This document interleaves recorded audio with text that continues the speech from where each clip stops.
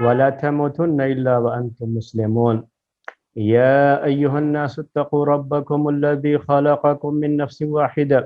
وخلق منها زوجها وبث منهما رجالا كثيرا ونساء واتقوا الله الذي تساءلون به والأرحام إن الله كان عليكم رقيبا يا أيها الذين آمنوا اتقوا الله وقولوا قولا سديدا يصلح لكم أعمالكم ويغفر لكم ذنوبكم ومن يطع الله ورسوله فقد فاز فوزا عظيما أما بعد فإن خير الحديث كتاب الله وخير الهدي هدي محمد صلى الله عليه وسلم وشر الأمور محدثاتها وكل محدثة بدعة وكل بدعة ضلالة وكل ضلالة في النار. محترم بھائیو، فقہ الحج یعنی حج کے مسائل اور حج کے احکام آپ کی خدمت میں پیش کیے جا رہے ہیں۔ آج کا درس ہمارا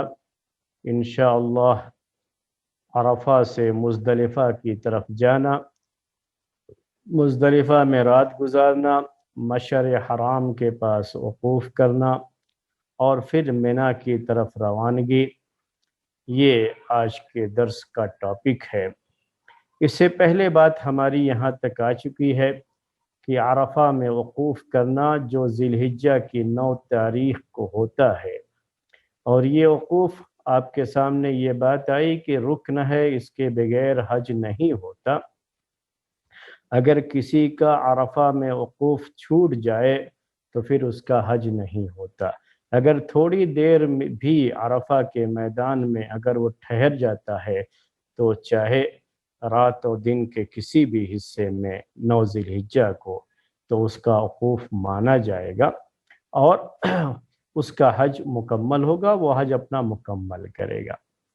عرفہ میں کب تک ٹھہرنا ہوتا ہے؟ منی سے عرفہ کے دن یعنی 9 ذی الحجہ کو منی سے عرفہ کو نکلتے ہیں، اور یہ نکلنا صبح میں ہوتا ہے۔ صبح میں منی سے عرفہ کے لیے سورج طلوع ہونے کے بعد، سورج نکلنے کے بعد جاتے ہیں۔ وہی 9 ذی الحجہ پورا عرفہ میں قیام ہوتا ہے، عرفہ میں ہی ٹھہرتے ہیں، پھر وہاں سے رات میں واپسی۔ تو عرفہ کے قیام کے تعلق سے، عرفہ میں وقوف کے تعلق سے باتیں آ چکی ہیں، میں صرف یاد دلا رہا ہوں سلسلہ جوڑنے کے لیے کہ پھر عرفہ سے روانگی کب ہے۔ عرفہ سے روانگی کا وقت پیارے نبی صلی اللہ علیہ وسلم کے عمل کے مطابق جب 9 ذی الحجہ کو سورج ڈوب جائے تو سورج ڈوبنے تک عرفہ میں ٹھہرے رہیں گے، وقوف کریں گے، اور جب سورج ڈوب جائے گا تو وہاں سے بغیر مغرب کی نماز پڑھے وہاں سے مزدلفہ کی طرف چل دیں گے۔ اور یہ واپسی ہوتی ہے، اصل میں یہ منی کی طرف واپسی ہوتی ہے، اور بیچ میں یہ مزدلفہ کا جو ہے سفر رہتا ہے، یہ مزدلفہ تک پہنچتے ہیں۔ تو رات میں مغرب کی نماز کا وقت جب شروع ہو جاتا ہے، سورج غروب ہو جاتا ہے، تو عرفہ سے مزدلفہ کی طرف روانگی ہو جاتی ہے، اور یہ واپسی ہے۔ میں نے آپ سے کہا کہ یہ حقیقت میں کیا ہے، منی کی طرف واپسی ہوتی ہے، اور یہی پیارے نبی صلی اللہ علیہ وسلم کا طریقہ ہے۔ عام حالات میں آپ نے یہ بات احادیث میں پڑھی ہے، سنی ہے یہ بات کہ جیسے ہی سورج غروب ہو جاتا ہے یا کسی بھی نماز کا وقت جب ہو جاتا ہے تو اول وقت میں وہ نماز ادا کر لینا، یہ سب سے اہم بات ہوتی ہے اور افضل عمل ہے، اللہ تعالیٰ کو محبوب عمل ہے کہ جیسے ہی نماز کا وقت ہو جائے اول وقت میں وہ نماز ادا کر لی جائے۔ یہ پیارے نبی صلی اللہ علیہ وسلم کا طریقہ اور یہی پیارے نبی صلی اللہ علیہ وسلم کا فرمان بھی ہے، اور آپ نے یہ کہا بھی ہے کہ اللہ تعالیٰ کو یہ عمل محبوب ہے اور یہ افضل عمل ہے۔ الصلاۃ فی وقتہا یا الصلاۃ فی اول وقتہا۔ تو یہ بات تو ہے، عام حالات میں یہی ہے۔ جیسے ہی آپ دیکھتے ہیں کہ اپنے اپنے شہروں میں بھی آپ دیکھتے ہیں کہ جیسے ہی सूरज गुरूब होता है, मगरिब की अजान दी जाती है और मगरिब की नमाज हर मस्जिद में अदा की जाती है, और इसमें मसलकों के लिहाज से कोई फ़र्क भी नहीं होता। हम छोटे जब थे तब जो है लोग ये बयान किया करते थे, और बहुत सारे जो है छोटे छोटे जो है बच्चे इस बात को ख़ास तरीके से नोट करते थे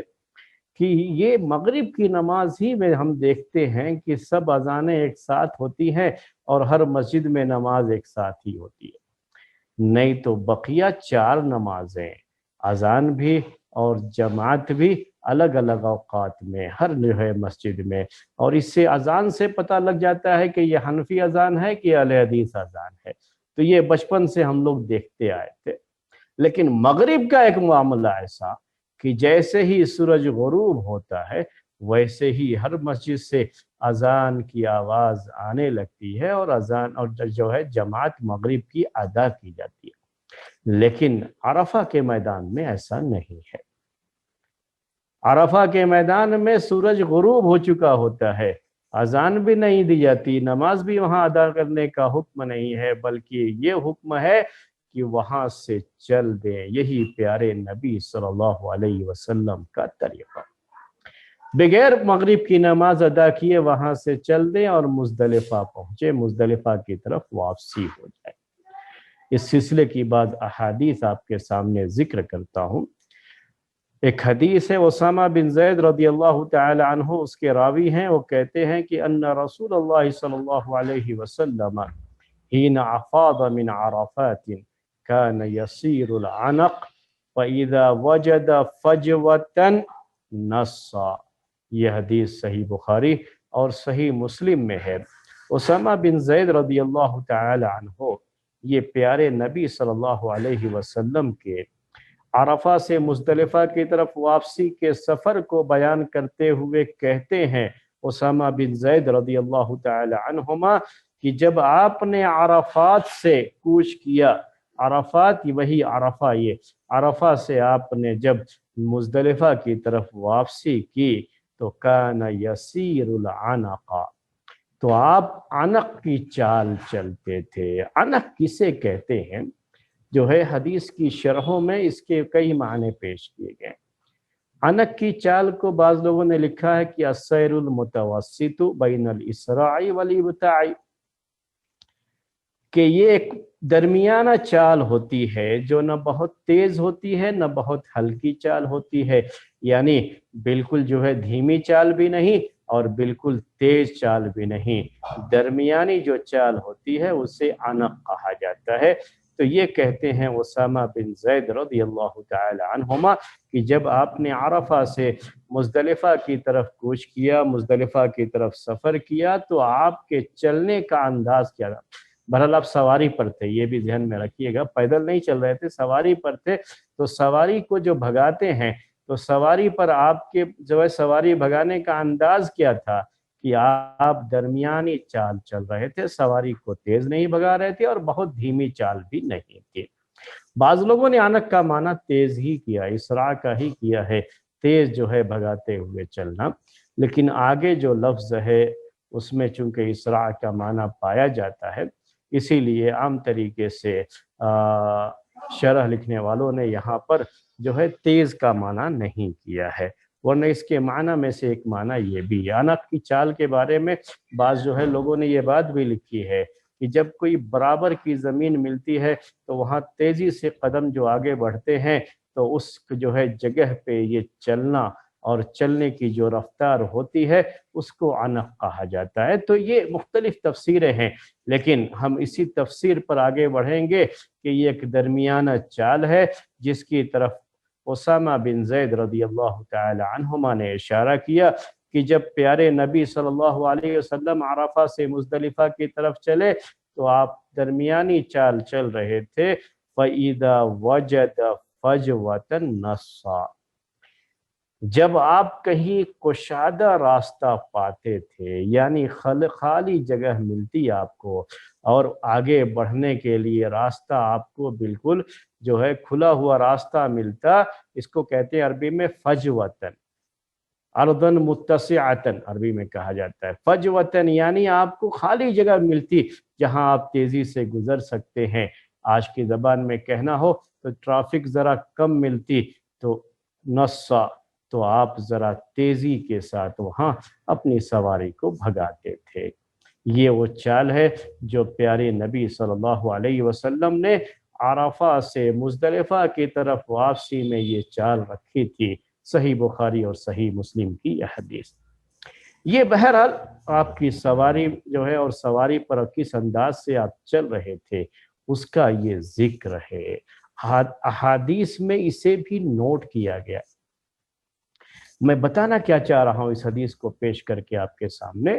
کہ صحابہ کرام کو آپ دیکھیے کہ پیارے نبی صلی اللہ علیہ وسلم کی ایک ایک ادا کو وہ نقل کرتے تھے، یعنی آپ کی چال کی رفتار کیا تھی اس کو بھی انہوں نے ذکر کیا، جبکہ یہ جو چیز انہوں نے بیان کی ہے یہ ایک کامن سینس کی بات ہے، یعنی کوئی بھی آدمی اس بات کو سمجھ سکتا ہے۔ آپ لوگ جو ہے ڈرائیونگ کرتے ہیں، آپ لوگ بہت اچھی طرح سے اس بات کو جانتے ہیں۔ میں تو خیر اس میدان میں کوئی زیادہ جو ہے مجھے یہ نہیں ہے، اور میں کبھی بھی زیادہ ڈرائیونگ وغیرہ تو نہیں کیا ہوا ہوں میں،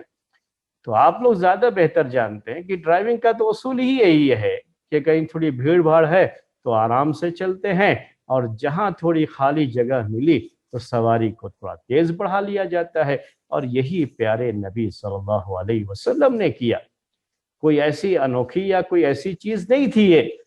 لیکن صحابہ کرام نے اسے بھی نوٹ کیا ہے۔ پھر بھی ہمارے بعض بھائی لوگ جب یہ بیان کرتے ہیں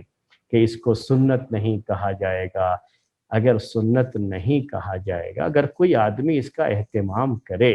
اور اسی انداز سے چلے اور اس نیت کے ساتھ چلے کہ پیارے نبی صلی اللہ علیہ وسلم کی یہ سنت ہے، تو کیوں یہ نہیں کہا جائے گا کہ یہ پیارے نبی صلی اللہ علیہ وسلم کی سنت کو اپنا رہا ہے، اس لحاظ سے اس کی اہمیت ہے، کیوں نہیں کہا جائے گا؟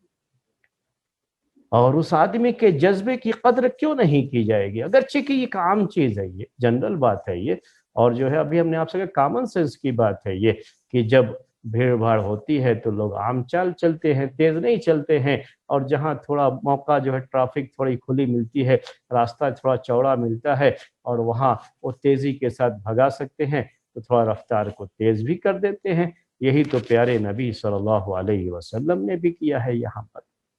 تو یہ ایک حدیث تھی پیارے نبی صلی اللہ علیہ وسلم کی واپسی کے تعلق سے۔ ایک دوسری حدیث جس کے راوی ہیں فضل بن عباس رضی اللہ تعالی عنہما، یہ دونوں صحابی ہیں، فضل بھی اور ساتھ ہی ساتھ عباس بھی رضی اللہ تعالی عنہما، تو یہ روایت کرتے ہیں وَكَانَ رَدِيفَ النَّبِيِّ صلی اللہ علیہ وسلم، اور یہ نبی صلی اللہ علیہ وسلم کے ردیف تھے، یعنی آپ کی سواری پر پیچھے بیٹھے ہوئے تھے یہ فضل بن عباس رضی اللہ تعالی عنہما۔ آپ جانتے ہیں ان کے تعلق سے روایات بھی، اور بڑے خوبصورت آدمی تھے یہ، اللہ تعالیٰ نے ان کو بڑی اچھی شکل دی تھی، فضل بن عباس رضی اللہ تعالی عنہما۔ تو یہ نبی صلی اللہ علیہ وسلم کے ساتھ پیچھے بیٹھے ہوئے تھے، یہ کہتے ہیں کہ کأن رسول اللہ صلی اللہ علیہ وسلم کان فی عشیۃ عرفہ وغدات جمع للناس حين دفعوا قال عليكم بالسكينة وهو كاف ناقته حتى دخل محسرا وهو من منى وقال عليكم بحصى الخذف الذي يرمى به الجمرة۔ صحیح مسلم کی یہ حدیث ہے۔ فضل بن عباس رضی اللہ تعالی عنہما راوی، جو کہ نبی صلی اللہ علیہ وسلم کے ساتھ پیچھے سواری پر بیٹھے ہوئے تھے، انہوں نے کہا کہ عرفہ کی شام کو اور مزدلفہ کی صبح کو، عرفہ کی شام کو جب سورج غروب ہونے کے بعد آپ عرفہ سے مزدلفہ کی طرف روانہ ہوئے تو اس شام کے بارے میں کہتے ہیں، اور اسی طریقے سے جب 10ویں ذی الحجہ کو مزدلفہ سے منی کی طرف 10ویں ذی الحجہ کو صبح میں فجر کی نماز کے بعد آپ مزدلفہ سے روانہ ہوئے، تو دونوں جو ہے موقعوں پر آپ نے یہ بات کہی اپنے صحابہ سے، کیا کہی؟ علیکم السکینہ، آپ سکون کے ساتھ چلو، وقار کے ساتھ چلو، جیسے نماز کے لیے ہے، نمازوں کے لیے یہ حکم آیا ہوا ہے، آپ نے یہ حدیث بھی سنی ہے کہ اللہ کے رسول صلی اللہ علیہ وسلم نے کہا اقامت جو ہے ہو گئی تو تم لوگ جو ہے پورے سکون کے ساتھ، وقار کے ساتھ مسجد کی طرف آؤ، دوڑتے ہوئے مت آؤ۔ تو اس طرح سے آپ نے عرفہ سے مزدلفہ آنے کے وقت بھی اور مزدلفہ سے منی جانے کے وقت بھی آپ نے اپنے صحابہ سے یہ بات کہی کہ وقار، سنجیدگی اور سکینت کے ساتھ وہ لوگ چلیں، ہڑبڑاہٹ میں بڑی تیزی کے ساتھ بھاگنے کی کوئی ضرورت نہیں ہے۔ یہ پیارے نبی صلی اللہ علیہ وسلم کا فرمان تھا، اور آپ کا عمل جو ہے اور یہ فرمان دونوں کو ساتھ میں رکھیے تو یہی ہے وہ سکینت کی چال، یہی ہے وقار اور سنجیدگی کی چال کہ جب بھیڑ میں ہیں تو سب کے ساتھ آرام سے چلیں، ہڑبڑاہٹ نہیں ہونی چاہیے، اور جب جگہ خالی ملتی ہے تو سواری کو تھوڑا تیز آگے بڑھایا جائے۔ یہی وہ سکینت کی چال ہے جس کے بارے میں کہا پیارے نبی صلی اللہ علیہ وسلم نے اسامہ فضل بن عباس رضی اللہ تعالی عنہما کی حدیث میں جس کا ذکر آیا ہوا ہے۔ تو یہ بات میرے بھائیوں اس چال کے تعلق سے ہے جو نبی صلی اللہ علیہ وسلم نے اختیار کی تھی عرفہ سے مزدلفہ آنے کے لیے، مزدلفہ سے منی جانے کے لیے۔ یعنی حج کے ان احکام میں ایک جگہ سے دوسری جگہ جانا ہوتا ہے، تو یہ جو ایک جگہ سے دوسری جگہ منتقلی ہے اس میں کس وقار اور سنجیدگی کو کس طرح سے باقی رکھنا ہے کہ لگے کہ یہ مسلم قوم ہے جو اپنے آپ میں بڑی سنجیدہ قوم ہے، بڑی باوقار قوم ہے۔ تو ایک سنجیدہ اور باوقار قوم کا ایک نمونہ پیش کرتے ہوئے چلتے ہوئے جانا ہے یا سواری پر جانا ہے۔ یہ ہڑبڑاہٹ والی قوم نہیں، یہ خامخواہ ادھر ادھر لوگوں کو پریشان کرنے والی قوم نہیں، جیسا آج کل آپ روڈوں پر خاص طریقے سے مسلم کمیونٹی کے جو علاقے ہیں وہاں پر آپ دیکھیں گے کہ کیسی بھاگم بھاگ اور کیسے ایک دوسرے کو جو ہے اوورٹیک کرنے کے معاملات ہوتے رہتے ہیں، اور کس طریقے سے یہ چیزیں حادثات کا سبب بنتی ہیں۔ لیکن پیارے نبی صلی اللہ علیہ وسلم کی ہدایات کیا ہیں اسے آپ نوٹ کیجئے میرے بھائی، اسی لیے ہم اس کو ذکر کر رہے ہیں۔ اور صحابہ کرام نے بیان کیا ہے کہ کس چال سے پیارے نبی صلی اللہ علیہ وسلم چل کر کے یا سواری پر سوار ہو کر کے عرفہ سے مزدلفہ آئے ہیں، بیان کیا باقاعدہ، اس کا احادیث میں اس کا ذکر ہے۔ پھر بھی کوئی کہے یہ تو ایک عادت کی بات ہے، یہ تو ایک کامن سینس کی بات ہے، اور اس لحاظ سے پیارے نبی صلی اللہ علیہ وسلم نے کیا تو یہ کوئی سنت نہیں کہلائے گی،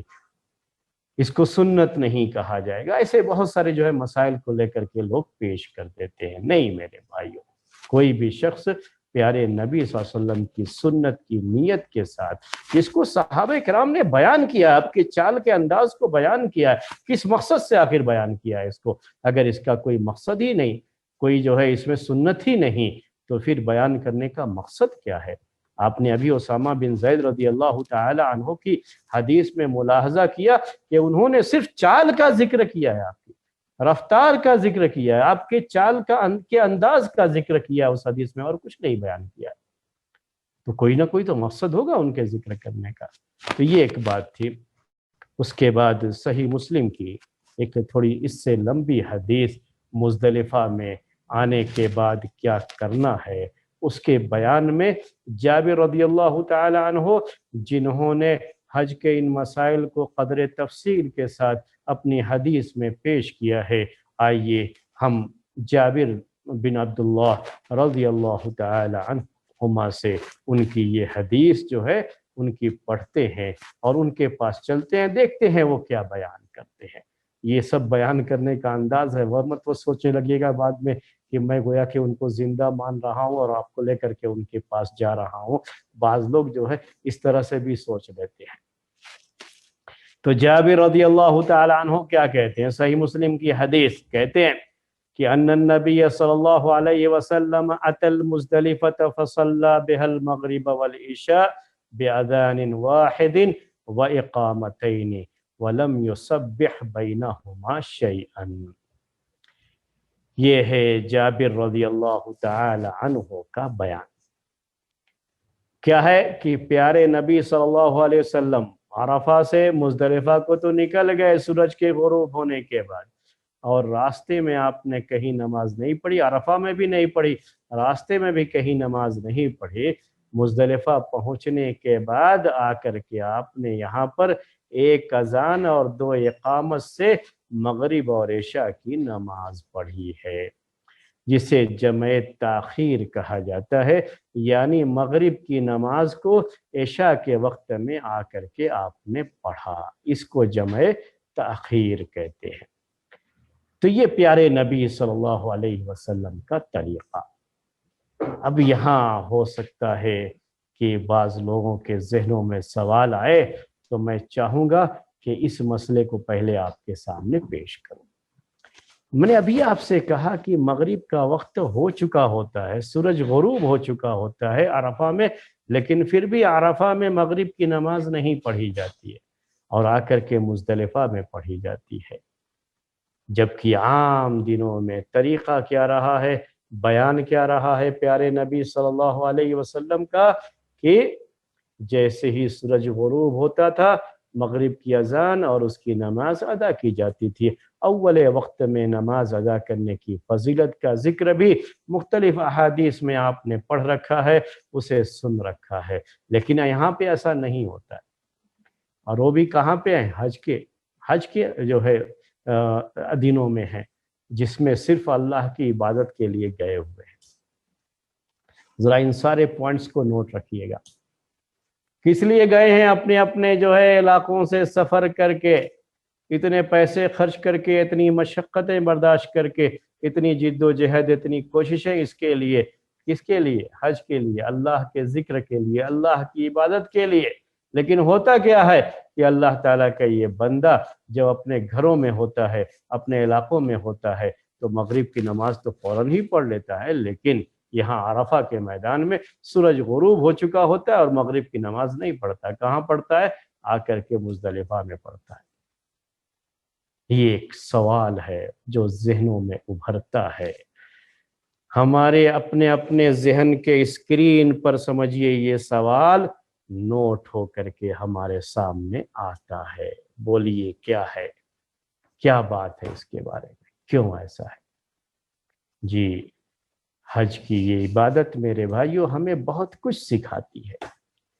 حج کی یہ عبادت ہمیں یہ بھی سکھاتی ہے کہ ہمارا دین، ہمارا مذہب یہ ہمیں اپنے رسول کے اتباع کا حکم دیتا ہے، اپنے رب کے حکم کی تعمیل کا حکم دیتا ہے۔ ہمارا یہ مذہب ہمیں مختلف عادتوں کا پابند نہیں بناتا۔ اصل مسئلہ اللہ تعالیٰ کی اطاعت ہے، اصل مسئلہ اللہ کے رسول صلی اللہ علیہ وسلم کی اطاعت ہے، اصل مسئلہ ہے اللہ اور اس کے رسول کی اطاعت، یہ اصل مسئلہ ہے۔ اگر اللہ اور اس کے رسول اس موقع پر یہ حکم دے دیں اور اپنے عمل سے اس بات کو واضح کر دیں کہ یہاں مغرب کی نماز نہیں پڑھنی ہے، تو نہیں پڑھنی ہے۔ ہمیں اپنی عادت کے لحاظ سے نہیں پڑھنی ہے نمازیں کہ جو ہے ٹھیک ہے، ہمیں تو عادت ہے جیسے ہی سورج غروب ہوتا ہے ہم فوراً مغرب کی نماز پڑھیں گے، ہمیں اس کی عادت ہے اس لیے ہم تو اپنی عادت پر چلیں گے۔ نہیں میرے بھائی، ہمیں اپنی عادتوں کا غلام نہیں بننا ہے، ہمیں اپنی عادتوں کا بندہ نہیں بننا ہے، ہمیں تو اپنے رب کا بندہ بن کر کے رہنا ہے اور اپنے رب کی بندگی کرنی ہے، اپنی خواہشات اور اپنی عادات کی بندگی نہیں کرنی ہے۔ حج کے یہ احکام میرے بھائیوں ہمیں یہ سکھاتے ہیں، اور یہ اہم درس ہے جو اس کے اندر موجود ہے۔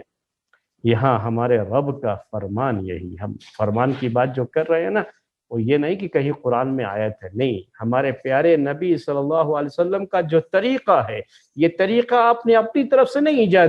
کیا ہے، یہ رب کا فرمان ہی ہوتا ہے، رب کی وحی ہوتی ہے، اور اسی وحی کے نتیجے میں پیارے نبی صلی اللہ علیہ وسلم کوئی عمل کرتے ہیں۔ آپ نے یہی عمل کیا، آپ نے اپنے صحابہ کو یہی حکم دیا کہ آپ یہاں سے چلیے، مغرب کا وقت ہو چکا ہے، لیکن چلیے مغرب کی نماز آپ کو مزدلفہ میں پڑھنی ہے، یقین ہو کہ مغرب کا وقت نکل جائے گا، کوئی مسئلہ نہیں ہے، کیونکہ یہاں مغرب اور عشاء کی نماز دونوں نمازیں ایک ساتھ پڑھنی ہے۔ یہ جمع بین الصلاتین ہے میرے بھائیوں، یہ جمع تاخیر ہے، اور یہ جمع تاخیر مزدلفہ کے اس میدان میں اسی لحاظ سے یہ نمازیں ادا کرنی ہے۔ یہ حکم اللہ تعالیٰ ہی کی طرف سے آیا ہے، کیونکہ وحی کے بغیر پیارے نبی صلی اللہ علیہ وسلم کوئی عمل نہیں کرتے۔ تو یہ ایک چیز نوٹ کیجئے گا، اور یہ بھی کبھی لے کر کے نہیں بیٹھنا۔ ایک دوسرا کیا ہے درس، اہم سبق ہمارے لیے اہم لیسن جو ہے اس میں کیا ہے کہ کسی حدیث کو لے کر کے بیٹھ گئے کہ نہیں بھائی اس حدیث میں تو یہ ہے، میں تو اسی پر عمل کروں گا،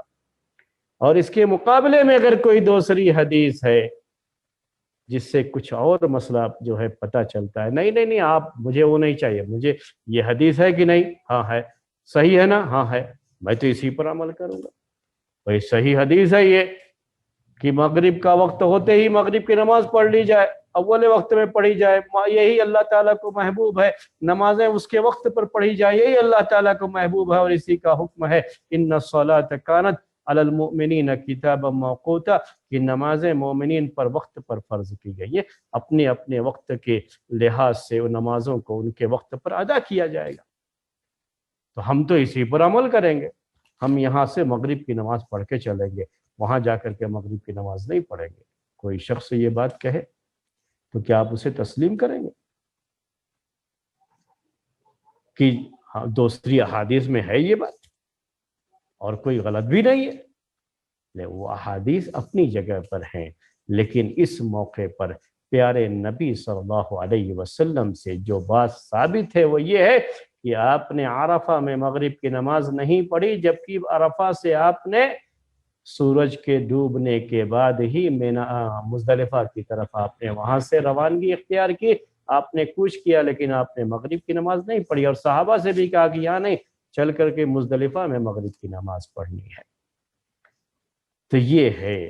اس کو کیا کہتے ہیں، یہ اس خاص موقع کی دلیل ہے، اور وہ عام حالات کی دلیل ہے۔ ہم سب حدیثوں پر عمل کریں گے، ہمارا دین ایک مکمل کیا ہے، یونٹ ہے یہ، اور ایک مکمل طریقے سے ہمارا دین جو ہے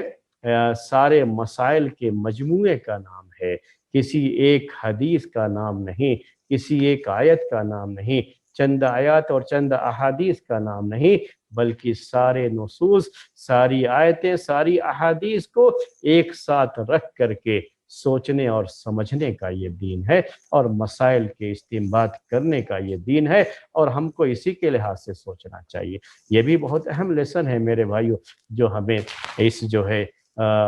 پیغام، جو اس جو ہے اللہ کے رسول صلی اللہ علیہ وسلم کے اس عمل سے ہمیں جو چیز سمجھ میں آتی ہے۔ تو ہم نے آپ سے کہا کہ مغرب کا وقت ہو چکا ہوتا ہے، تب جو ہے عرفہ سے مزدلفہ کی طرف روانگی ہوتی ہے، لیکن وہاں مغرب کی نماز نہیں پڑھی جاتی ہے۔ آپ لوگوں میں سے بھی بہت سے لوگوں نے حج کیا ہوگا، یقیناً جو لوگ ہمارے ساتھ درس میں جڑے ہوئے ہیں انہوں نے حج کیا ہوگا، میں نے سنا ہے لوگوں سے، واللہ عالم۔ ہم لوگوں نے جب حج کیا ہے تو ہم لوگ تو خیر اسی کے مطابق ہی پورے طریقے سے عمل کرتے ہوئے حج کیے، لیکن لوگوں سے ہم نے سنا واللہ عالم کہ اب تو جو ہے وہ مغرب کا وقت ہونے سے پہلے ہی، سورج غروب ہونے سے پہلے ہی عرفہ سے نکل کر کے مزدلفہ آ جاتے ہیں، یعنی ہر جگہ جو وقوف ہوتا ہے لوگوں کا، وہ وقت سے پہلے ہی وہاں سے روانگی ہو جاتی ہے، بھیڑ ہو جائے گی بعد میں، چلو پہلے ہی نکل لیتے ہیں۔ یہ جو ہے چل پڑا ہے، کچھ عجیب چیزیں ہو گئی ہیں، اور کہاں جو ہے پیارے نبی صلی اللہ علیہ وسلم کا طریقہ، اور کہاں آج کی جو ہے یہ چیزیں ہو گئی ہیں۔ بڑے عجیب یہ مسائل سنتے ہیں تو بڑا عجیب سا لگتا ہے، جبکہ پیارے نبی صلی اللہ علیہ وسلم نے اس کی بڑی تاکید فرمائی، اور سورج کے غروب ہونے کے بعد ہی آپ نے روانگی اختیار کی، ورنہ تو پہلے ہی نکل جائیں تو یہ مسئلہ ہی نہیں آئے گا نا، تو آ کر کے یہاں پر آرام سے پڑھی نماز جو ہے۔ اب اس کے بعد یہ جو جمع بین الصلاتین ہے، یہ حدیث جو جابر رضی اللہ تعالی عنہ کی حدیث ہے، اس میں ایک اذان اور دو اقامت، یعنی ایک مرتبہ اذان دے لیں گے، اور اذان دینے کے بعد پہلے مغرب کی نماز پڑھیں گے، اس کے بعد اقامت کہہ کر کے مغرب کی نماز پڑھیں گے، پھر عشاء کی نماز کے لیے اذان نہیں دیں گے بلکہ صرف عشاء کی اقامت کہہ کر کے عشاء کی نماز پڑھیں گے۔ یہی پیارے نبی صلی اللہ علیہ وسلم کا طریقہ تھا اس حج کے موقع پر، اور یہی صحیح مسلم کی روایت میں ہے، اور یہی جابر رضی اللہ تعالی عنہ نے جو اسے نقل کیا ہے، تو ان کے نقل میں بھی، ان کی روایت میں بھی یہی چیز موجود ہے۔ ورنہ اس طرح کے جو ہے حالات میں جب جمع بین الصلاتین کرتے ہیں تو تینوں جو ہے شکلیں لوگوں نے پیش کر رکھی ہیں۔ ایک تو یہ کہ دونوں میں سے ہر نماز کے لیے اذان اور اقامت، دوسری یہ شکل ہے کہ ایک اذان اور دونوں میں سے ہر نماز کے لیے اقامت، اور تیسری شکل یہ کہ دونوں میں سے ہر ایک کے لیے اقامت، اذان کا کوئی ذکر ہی نہیں۔ لیکن اس موقع پر جو ہے مزدلفہ میں جس نماز کا جابر رضی اللہ تعالی عنہ نے ذکر فرمایا ہے جمع بین الصلاتین کا، اس میں یہ ہے کہ ایک اذان اور اس کے بعد مغرب کی اقامت، اور پھر اس کے بعد عشاء کی اقامت اور عشاء کی نماز، اور بیچ میں کوئی نفل نماز نہیں پڑھی، یعنی جو سنت ہوتی ہے وہ سنت بھی نہیں پڑھی پیارے نبی صلی اللہ علیہ وسلم نے۔ یہ ہے جمع بین الصلاتین۔ اس پر امت کا اجماع ہے کہ مزدلفہ میں مغرب اور عشاء کی نماز ایک ساتھ پڑھی جائے گی، اس میں کسی کا اختلاف نہیں ہے میرے بھائیوں، کوئی اختلاف نہیں، سب کا اجماع ہے۔ لیکن اختلاف کہاں ہے کہ یہ جمع بین الصلاتین کیوں ہے، یعنی کیوں یہ ایک ساتھ دو وقت کی نمازیں، مغرب اور عشاء کی نمازیں ایک ساتھ کیوں پڑھی جا رہی ہیں؟ تو اس کا سبب احناف اس کو مناسک حج میں سے مانتے ہیں۔ احناف جو ہے، فقہ حنفی میں بھی یہ بات ہے، اس لیے میں نے کہا کہ اجماع ہے، یہ اس کو نوٹ کیجئے گا یہ۔ ورنہ بعض احناف سنا کہ وہ لوگ نہیں جمع کرتے ہیں عرفہ اور جو ہے مزدلفہ میں بھی، بعض بھائیوں نے ذکر کیا، تو میں نے کہا کہ یہ تو احناف کی یہاں بھی مسئلہ یہی ہے، بس فرق یہ ہے کہ شوافے کے یہاں یہ سفر کے احکام میں داخل ہے، اور احناف اسے مناسک حج میں مانتے ہیں۔ مناسک حج کا مطلب یہ ہے کہ اس کا تعلق حج کے احکام سے ہے، اور چونکہ حج کے موقع پر پیارے نبی صلی اللہ علیہ وسلم نے مزدلفہ میں عرفہ اور مزدلفہ میں آپ نے مغرب اور عشاء کی نماز ایک ساتھ پڑھی ہے، جمع بین الصلاتین کیا ہے، اور جمع تاخیر ہے یہ، تو یہ حج کے احکام میں ہے اور یہ جائز ہے۔ اور احناف کے بارے میں آپ یہ جانتے ہیں کہ یہ لوگ سفر میں جمع بین الصلاتین کے قائل نہیں ہیں، نہ جمع تقدیم کے نہ جمع تاخیر کے۔ تو یہ عرفہ میں جمع تقدیم ہے، ظہر کے وقت میں عصر کی نماز بھی پڑھی جاتی ہے، اور مزدلفہ میں جمع تاخیر ہے، یعنی عشاء کے وقت میں مغرب اور عشاء دونوں نمازیں پڑھی جاتی ہیں۔ اور یہ سب ہونے کے باوجود یعنی یہ جو حج میں آپ نے کیا، یہ چونکہ ثابت ہے تو اسے احناف بھی مانتے ہیں، لیکن کہتے ہیں کہ یہ حج کے مسائل ہیں اور اس کا تعلق حج سے جڑا ہوا ہے، اس کا تعلق سفر سے نہیں ہے۔ اسی لیے مکہ میں رہنے والے لوگ بھی اس موقع پر ایسے ہی پڑھیں گے، جمع بین الصلاتین ہی کریں گے، کیونکہ یہ سفر سے تعلق نہیں ہے اور وہ مسافر نہیں ہے، تو یہ اس لیے وہ بھی ایسے ہی پڑھیں گے، کیونکہ مکے سے مزدلفہ کی دوری کوئی بہت زیادہ نہیں ہوتی ہے، وہ آپ جو ہے گئے ہیں، آپ جانتے ہیں، تو ان کے یہاں جو سفر کی مسافت ہے، چاہے شوافے کے یہاں ہو، چاہے احناف کے یہاں ہو، چاہے حنابلہ کے یہاں ہو، ان لوگوں کے یہاں جو سفر کی جو ہے بے قصر کرنے اور جمع بین الصلاتین جن کے یہاں جائز ہے، احناف کے یہاں تو جائز نہیں، ان کے لیے مسافت جو رکھی گئی ہے وہ بہرحال اس سے تو زیادہ ہے ان سب کے یہاں، ورنہ اس کے بارے میں اور بھی اقوال ہیں کم مسافت کے تعلق سے، لیکن ان سب کے یہاں جو مسافت ہے وہ بہرحال اس مسافت سے زیادہ ہے، اور ان کی جو ہے محدد فکس کی ہوئی مسافت اور ڈسٹینس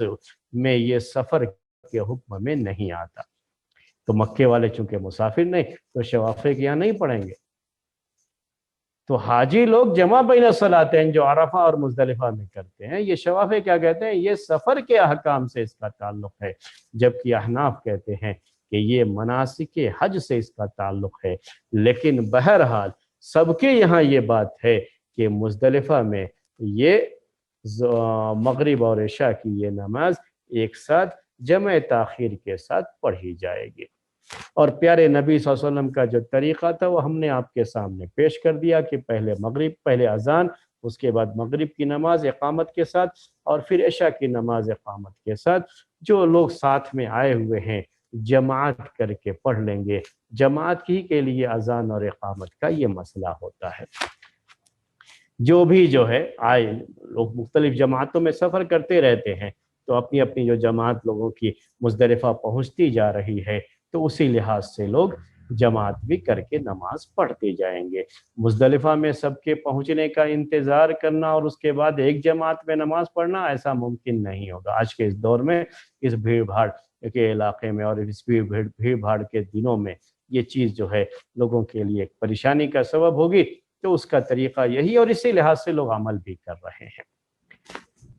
تو پیارے نبی صلی اللہ علیہ وسلم کا پہلا کام مزدلفہ میں پہنچ کر کے یہی، اور یہی جو ہے ہمیں بھی کام انجام دینا چاہیے۔ پھر اس کے بعد نماز پڑھ کر کے،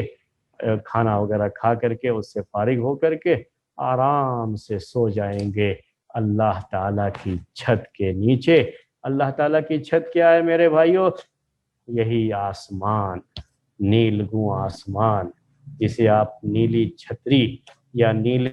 گگن کو بھی کہہ لیتے ہیں، آپ اسے نیلا گگن بھی کہہ لیتے ہیں، جو بھی لفظ آپ کہیں وہ سب کی سب اس کے نیچے کھلی فضا میں سونے کا جو مزہ ہے، اور جو اس میدان میں نیند آتی ہے، یقیناً وہ کافی تھکے ہوئے راستے سے جو آتے ہیں، اور اس کے بعد جو نیند آتی ہے وہ مزے کی نیند ہوتی ہے، فجر کے وقت تک سوتے ہیں۔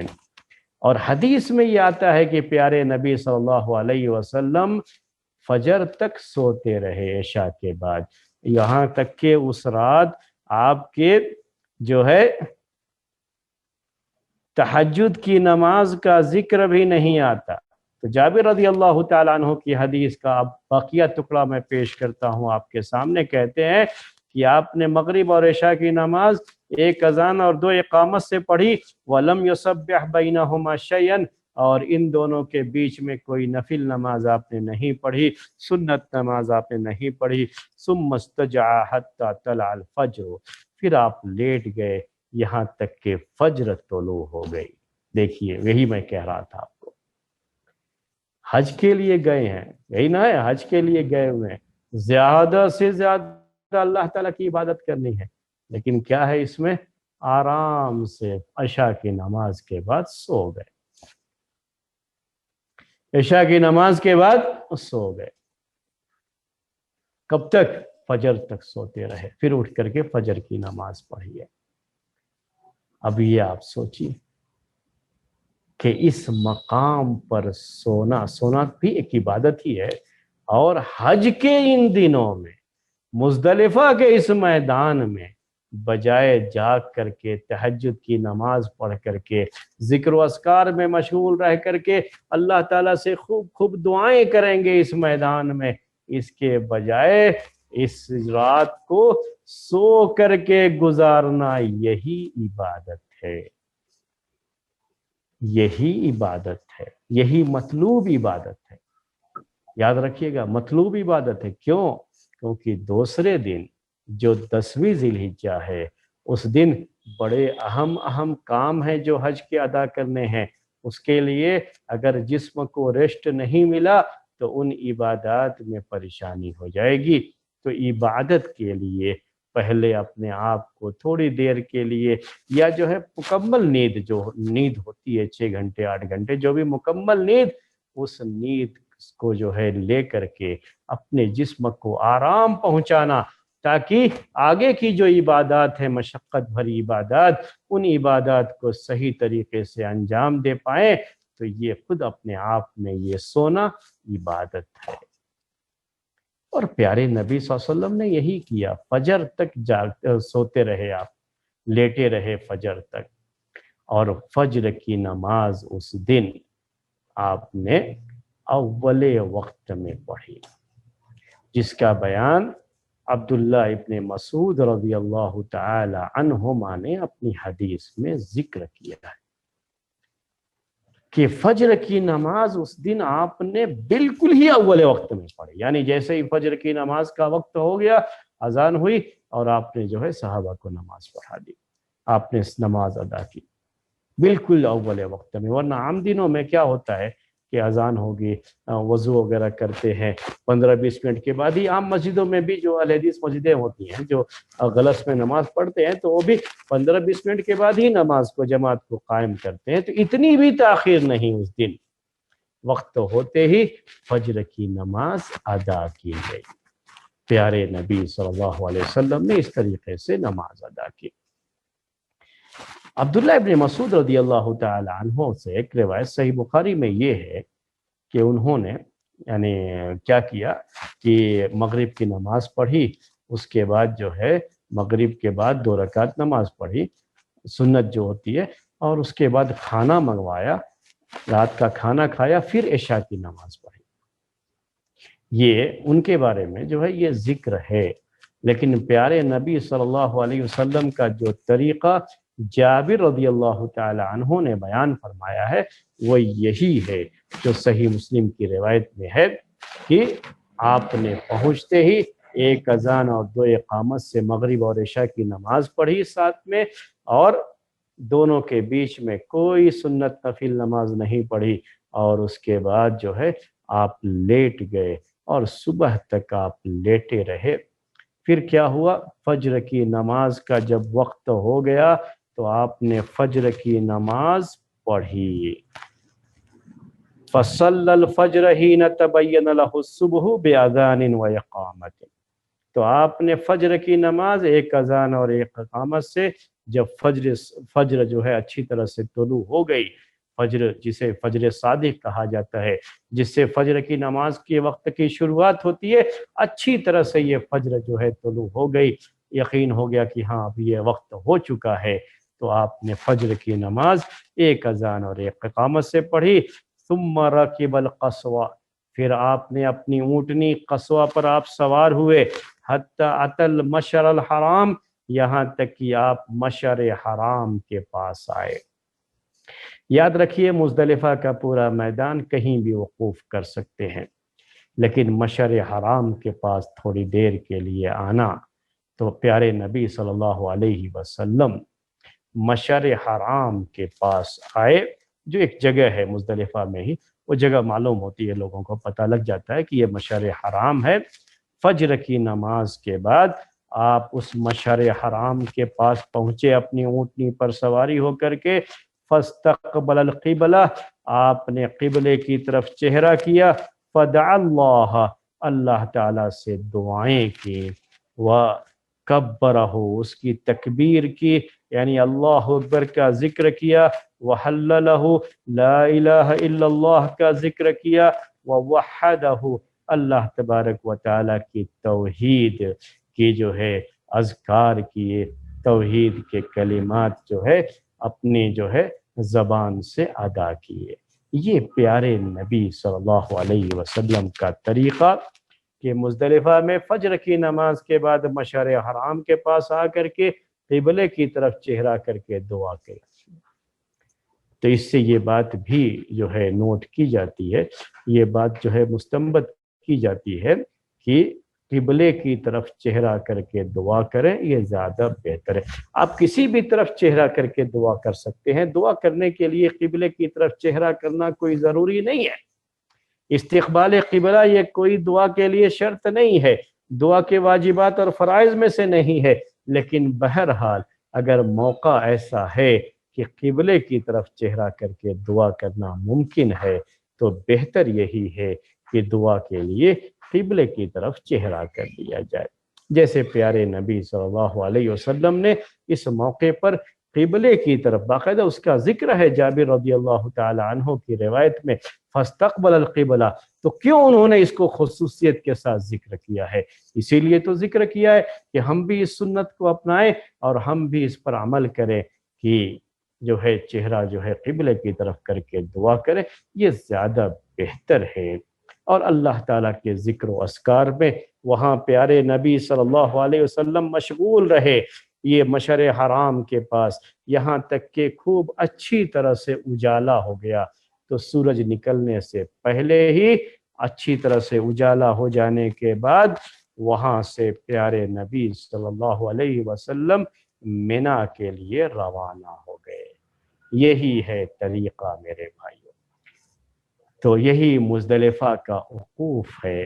اسی حد تک مزدلفہ میں رہنا ہوتا ہے، حج کے احکام میں یہ بات ہے۔ تو یہاں ایک بات آپ کی، اب چونکہ اب یہاں سے مینا جانا ہے تو مینا کے جانے کا مسئلہ آگے کے درس میں بات آپ کے سامنے آئے گی۔ اب یہاں یہ مسئلہ آپ کے سامنے پیش کر دیں کہ مزدلفہ میں وقوف، مشعر حرام کے پاس یہ وقوف، اس کا حکم کیا ہے، مزدلفہ کے وقوف کا حکم کیا ہے، جبکہ اس سے پہلے ہم حاصل کر چکے ہیں، یہ بات معلوم کر چکے ہیں کہ عرفہ کے وقوف کا حکم کیا، ہم جانتے ہیں کہ وہ رکن ہے۔ تو اب یہ اس کا کیا مسئلہ ہے، اس کا کیا حکم ہے، یہ بھی جو ہے حج کے مناسک میں اس کو کیا اہمیت حاصل ہے۔ تو اس سلسلے میں اہل علم کی 3 رائے ہیں۔ جمہور یعنی میجارٹی آف اسکالرس اس بات کی طرف گئے ہیں کہ یہ واجب ہے۔ حنابلہ کی بھی رائے یہی ہے، احناف کی بھی رائے یہی ہے کہ یہ کیا ہے، واجب ہے۔ واجب کا مطلب یہ ہوتا ہے کہ یہ حج کے احکام میں اس کی یہ اہمیت ہے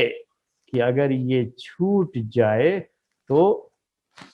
قربانی دے کر کے اس کمی کو پورا کیا جا سکتا ہے۔ واجبات کے چھوٹنے پر واجبات کی بھرپائی قربانی دے کر کے کی جا سکتی ہے، یہ آپ جو ہے جانتے ہیں۔ تو رکن نہیں مانتے، اسے صرف واجب مانتے ہیں۔ جیسے وقوف عرفہ کو رکن مانتے ہیں کہ چھوٹ جائے تو قربانی سے بھی وہ کام نہیں چلنے والا ہے، پھر حج دوبارہ ہی کرنا پڑے گا، دوبارہ ہی اس کے لیے جانا پڑے گا۔ لیکن مزدلفہ کا یہ وقوف، یہ قربانی اگر دے دیں گے تو یہ کمی پوری ہو جائے گی، اگر ہم اس کو کہتے ہیں کہ یہ واجب ہے، اور یہ زیادہ اہل علم کی رائے یہی ہے۔ ایک دوسری رائے جو امام اوزاعی رحمۃ اللہ علیہ کی ہے، اور بعض تابعین وغیرہ بھی اس کے تعلق سے بھی یہ بات ذکر کی جاتی ہے، اور بعض دوسرے اہل علم سے بھی ذکر کی جاتی ہے، لیکن ہم خاص طریقے سے امام اوزاعی رحمۃ اللہ علیہ کا ذکر کر رہے ہیں۔ امام اوزاعی رحمۃ اللہ علیہ بھی یہ ان ائمہ میں سے ایک ہیں جن کا باقاعدہ مذہب تھا، اور ان کے فالوور بھی تھے ان کے زمانے میں، لیکن ان کے فالوورز، ان کے مقلدین کا سلسلہ نہیں چل پایا جیسے 4 ائمہ کے مقلدین کا سلسلہ چلا، اور باقاعدہ وہ مذہب اپنی ایک پہچان رکھتے ہیں، اور آج بھی وہ مذہب اس جو ہے تقلیدی سلسلے سے اپنی پہچان رکھتے ہیں۔ اس طرح سے امام اوزاعی رحمۃ اللہ علیہ کو ایسے فالوور نہیں ملے۔ ان کے دور میں ان کو فالو کرنے والے لوگ تھے، ان کی اپنی جو ہے رائے مختلف مسائل میں اس کا ذکر کیا جاتا ہے، اور وہ ذکر جو ہے موجود ہے کتابوں میں، لیکن چونکہ یہ باقاعدہ ایک مذہب کی شکل نہیں اختیار کر سکا۔ مذہب کی شکل صرف وہی اقوال اختیار کر سکے جن کے فالوورز بعد میں تقلید کے طور پر اس مذہب کو اختیار کر کے اس کا پٹا اپنے گلے میں لٹکا لیے، تو وہ سلسلہ جو ہے ان کے جو ہے چلتا رہا۔ لیکن یہ معاملہ امام اوزاعی رحمۃ اللہ علیہ کی فقہ کے ساتھ نہیں ہوا، تو ان کی رائے یہ ہے کہ یہ سنت ہے۔ یعنی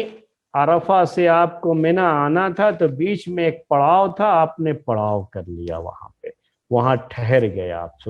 جس طریقے سے کہیں جانا ہوتا ہے تو منزل تک پہنچنے سے پہلے بیچ میں کوئی پڑاؤ کر لیتے ہیں، تو ویسے ہی پیارے نبی صلی اللہ علیہ وسلم اب عرفہ سے آپ کو مینا آنا ہے، مینا میں ہی اب دوسرے احکام جڑے ہوئے ہیں، اب حج کے جو احکام ہیں مزدلفہ میں تو کوئی حکم نہیں ہے، تو آپ جو ہے راستے میں آتے ہوئے وہاں ٹھہر گئے، بس اس کا تعلق اتنا ہی ہے، اور حج کے احکام سے حج کے احکام میں اس کو اہمیت نہیں دیتے۔ یہ بھی ایک رائے ہے۔ کچھ عجیب سی بات ہے یہ، یعنی باقاعدہ جو ہے اس کو سنت ہی مانتے ہیں، نہ واجب مانتے ہیں نہ فرض مانتے ہیں۔ اگر کوئی چھوڑ دیا تو کوئی مسئلہ بھی نہیں، قربانی کی بھی کوئی ضرورت نہیں ہے اس قول کے لحاظ سے۔ تیسرا قول امام ابن خزیمہ اور بعض دوسرے لوگوں کا ہے، وہ یہ ہے کہ یہ رکن ہے۔ مزدلفہ میں وقوف بھی یہ کیا ہے؟ رکن ہے. یعنی جیسے عرفہ کے وقوف کا مسئلہ، ویسے یہ بھی مسئلہ اگر کسی نے چھوڑ دیا تو اس میں قربانی دینے سے کام نہیں چلنے والا، دوبارہ پھر حج ہی کرنا پڑے گا. یہ مطلب ہوتا ہے رکن کا. اور دلیل یہ لوگ پیش کرتے ہیں فَاذْكُرُوا اللَّهَ عِنْدَ الْمَشْعَرِ الْحَرَامِ. قرآن میں اس کا ذکر ہے کہ مشعر حرام کے پاس اللہ کا ذکر کرو، اور یہ مشعر حرام مزدلفہ میں ہے. اور پیارے نبی صلی اللہ علیہ وسلم وہاں گئے بھی. ابھی جو ذکر آپ کے سامنے آیا، اللہ کا ذکر کرتے رہے، دعائیں کرتے رہے وہاں پر، تو یہ ذکر بھی آپ کے سامنے آ چکا ہے. تو یہ کہتے ہیں امام ابن خزیمہ رحمۃ اللہ علیہ، ان کی یہ رائے اور بعض دوسرے اہل علم کی بھی یہ رائے ہے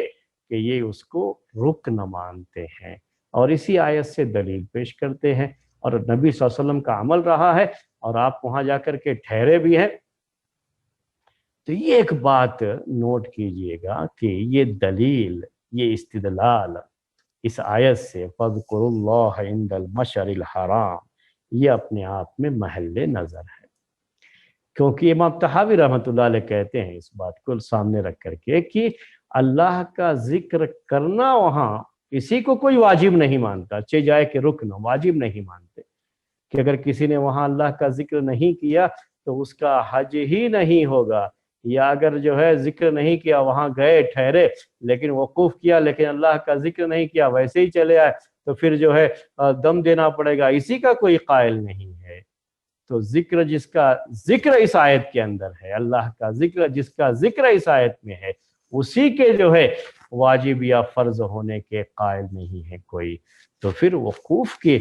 واجب یا فرض ہونے یا رکن ہونے کی بات کہاں سے آ جائے گی؟ یہ امام طحاوی رحمۃ اللہ علیہ اس قول پر رد کرتے ہوئے ذکر کرتے ہیں. بہرحال اس میں جو ہے بہتر قول تو یہی ہے کہ آپ اس کو واجب مانتے ہوئے اس کو اہمیت دیں، وہاں ٹھہریں، اور پیارے نبی صلی اللہ علیہ وسلم کا جو طریقہ ہے اس کو اپنائیں، اور جو آپ کا طریقہ ہے اسی کے مطابق حج کریں. تو یہ سب سے بہتر شکل ہوتی ہے، اور یہی چیز تو سب سے مطلوب ہے کہ پیارے نبی صلی اللہ علیہ وسلم کے طریقے کے مطابق ہی ہم ہر عبادت کو انجام دیں.